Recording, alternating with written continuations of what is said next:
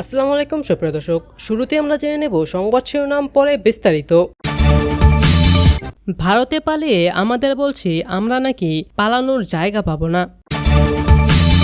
আর এদিকে ভুল হলে ভয়ঙ্কর পরিণতি আসতে পারে, এবার যা বললেন সাকিব। আর এরপরই থাকছে গুজবে নোয়াখালীতে আওয়ামী লীগের শোডাউন, 2 নেতা আটক। আর এদিকে বাংলাদেশকে ধরে নিয়ে গেল বিএসএফ, ভারতীয়কে ধরে আনলেন বাংলাদেশিরা। সুপ্রিয় দর্শক, এতক্ষণ শুনছিলেন সংবাদ শিরোনাম, এবার শুনবেন বিস্তারিত। কিন্তু তার আগে কে কোথা থেকে এই ভিডিওটি দেখছেন সেটি এখনই নিচে কমেন্ট করে জানিয়ে দিন। আর যারা যারা এই চ্যানেলে নতুন আছেন তারা এখনই এই চ্যানেলটিকে সাবস্ক্রাইব করে দিন, তাহলে যে কোনো ধরনের খবরাখবর আপনারা সবার আগে আপনার মোবাইলে নোটিফিকেশন পেয়ে যাবেন। শুরুতেই থাকছে ভারতে পালিয়ে আমাদের বলছে আমরা নাকি পালানোর জায়গা পাবো না। বৈষম্যবিরোধী ছাত্র আন্দোলনের কেন্দ্রীয় আহ্বায়ক হাসনাত আবদুল্লাহ বলেছেন, ফেসিবাদদের পতনের পর তাদের নেতারা ভারতে ও দুবাই পালিয়ে গিয়ে ফুর্তি করছে, আরামায়েশ করছে। পালানোর সময় তাদের কোনো কর্মীকে সঙ্গে নেয়নি, এখন সেই কর্মীরাই বাড়ি থাকতে পারছে না। তিনি বলেন, বিএনপি, জামায়াত ও ফেসিবাদ বিরোধী রাজনৈতিক দলের নেতাকর্মীদের নামে হাজার হাজার মামলা হয়েছে, তাদের ধরে নিয়ে নির্যাতন করা হয়েছে, ইমাম ও আলেম ওলামাদের ওপর নির্যাতন করা হয়েছে। ছিল ঢাকায়, ঘুম থেকে উঠে দেখি 14 গ্রামে গাড়ি পোড়ানোর মামলার আসামি।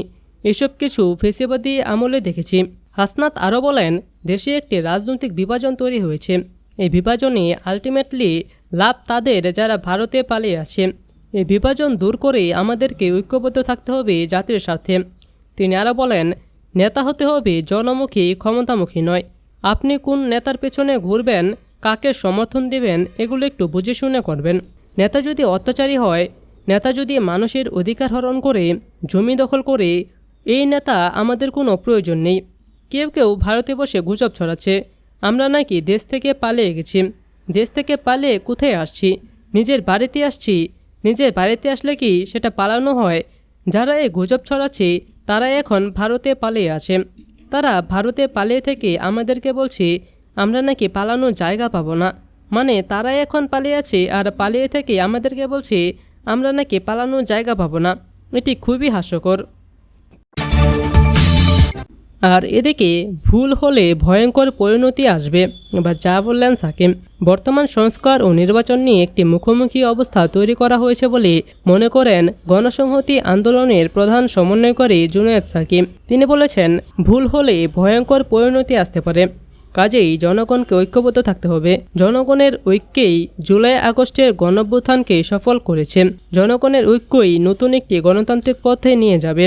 সীমান্ত হত্যাবন্ধের দাবি এবং দ্রব্যমূল্যের ঊর্ধ্বগতি, নিয়ন্ত্রণহীন সিন্ডিকেট ও নতুন করে আরোপিত ভ্যাট ট্যাক্স বৃদ্ধির প্রতিবাদে এক সমাবেশে এসব কথা বলেন তিনি। জুনায়েদ সাকিব বলেন, সংস্কার ও নির্বাচন কোনো মুখোমুখি ব্যাপার নয়। নির্বাচনের জন্য সংস্কার দরকার, আবার সংস্কার শেষ করার জন্য নির্বাচন দরকার। কাজেই সংস্কারের পক্ষ নিয়ে কেউ যদি নির্বাচনকে বিলম্বিত করার কথা বলেন সেটা মানুষ মেনে নেবে না। আবার নির্বাচনের কথা বলে সংস্কার যদি আড়াল হয়ে যায় সেটা মানুষ গ্রহণ করবে না। তিনি বলেন, ন্যূনতম জাতীয় ঐক্যমত না থাকলে গণঅভ্যুত্থান বিপর্যয়ের মুখে পড়তে পারে, তাতে সবাই ক্ষতিগ্রস্ত হবে। রাজনৈতিক প্রতিযোগিতা, প্রতিদ্বন্দ্বিতা থাকবে, কিন্তু আমরা একটা ঐতিহাসিক মুহূর্তে আছি, যে ঐতিহাসিক মুহূর্তে আমাদের ন্যূনতম জাতীয় ঐক্য রক্ষা করতে হবে।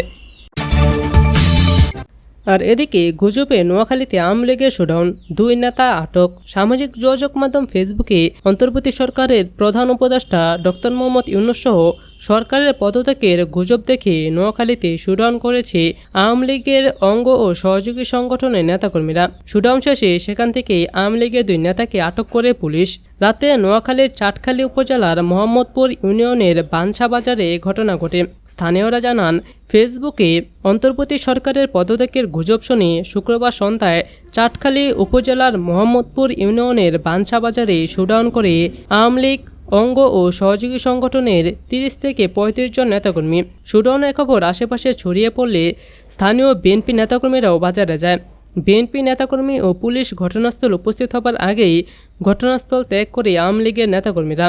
পরে বাজার থেকে আওয়ামী লীগের 2 জন নেতাকে আটক করে জিজ্ঞাসাবাদের জন্য থানায় নিয়ে যাওয়া হয়। আটককৃতরা হলেন উপজেলার বানসা গ্রামের জামাদার বাড়ির মৃত রুহুল আমিনের সন্তান ও ইউনিয়ন আওয়ামী লীগের নেতা ইব্রাহিম খুলিস রাসেল এবং একই গ্রামের ইসমাইল ব্যাপারী বাড়ির মৃত আব্দুল মালেকের সন্তান ও ইউনিয়ন আওয়ামী লীগ নেতা গোলাম কিবরিয়া লিটন। স্থানীয় মোহাম্মদপুর ইউনিয়ন পরিষদের চেয়ারম্যান ও আওয়ামী লীগ নেতা মোহাম্মদ মেহেদিন হাসান বাহালুল বলেন, আটককৃতরা 2 জন আমার সঙ্গে বসে কথা বলেছিলেন।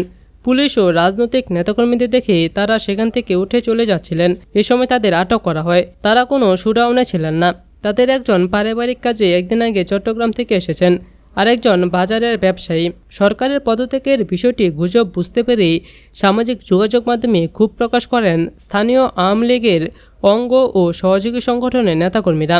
আজিম মিজি নামের স্থানীয় এক যুবলীগ নেতা লেখেন, আপনারা গুজব ছড়ান, দুঃখজনক হলেও সত্য, আপনারা সাধারণ কর্মীদের সমস্যা বোঝেন না, তাদের খোঁজ নেন না। একটা বারো কি ভাবেন কয়েক কোটি ভক্ত সমর্থক কেমন আছে, তারা আপনাদের কাছে কি চায়? লজ্জা হয় না আপনাদের? কোন মুখে আপনারা সব গুজব ছড়িয়ে কর্মীদের বিপদে ফেলেন? আপনাদের শিক্ষা হওয়া উচিত। তেল মেরে মেরে কেন্দ্রীয় পদ পদবি পেয়ে কোটি কোটি টাকা কামিয়ে বিদেশে পড়ে আছেন। এসব বাদ দিয়ে এবার দেশ ও দল নিয়ে একটু ভাবেন।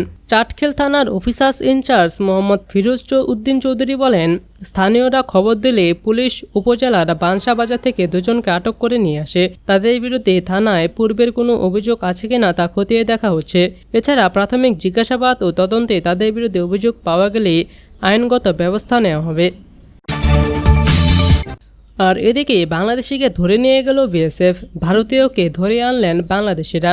দিনাজপুর ক্ষেতে কাজ করার সময় বাংলাদেশি এক কিশোরকে তুলে নিয়ে গেছে ভারতীয় সীমান্তরক্ষী বাহিনী বিএসএফ। প্রতিবাদে বাংলাদেশিরা কয়েকজন মিলে ভারতীয় এক কৃষককে ধরে এনে বিজেপি সদস্যদের কাছে সুপর্দ করেছেন। এ ঘটনার পর দিনাজপুর সীমান্তবর্তী এলাকায় উত্তেজনা বিরাজ করছে।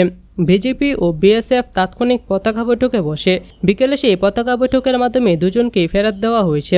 ভারতীয় যে কৃষককে ধরে আনা হয়েছিল তার নাম নারায়ণ চন্দ্র রায়। তিনি পশ্চিমবঙ্গের দক্ষিণ দিনাজপুর জেলার কুসুমডি থানার পূর্ব মোল্লাপাড়া গ্রামের বাসিন্দা। আর বাংলাদেশ থেকে বিএসএফ সদস্যদের ধরে নেওয়া কিশোরের নাম মোহাম্মদ আলামিন। সে বিরল উপজেলার ধর্মপুর ইউনিয়নের কৌকিরি গ্রামের বাসিন্দা।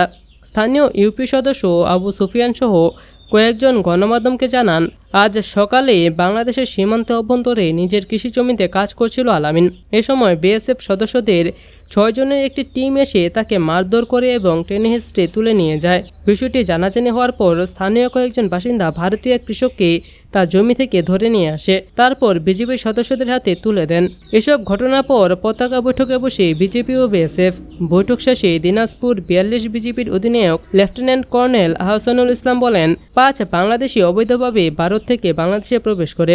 বিএসএফ আলামিনকে তাদের সহযোগী ভেবে ধরে নিয়ে যায়। বিষয়টি ভুল বুঝাবুঝি ছিল। আলামিনকে তারা ফেরত দিয়েছে, আর ভারতীয় নাগরিককেও বিএসএফের কাছে ফেরত দেওয়া হয়েছে।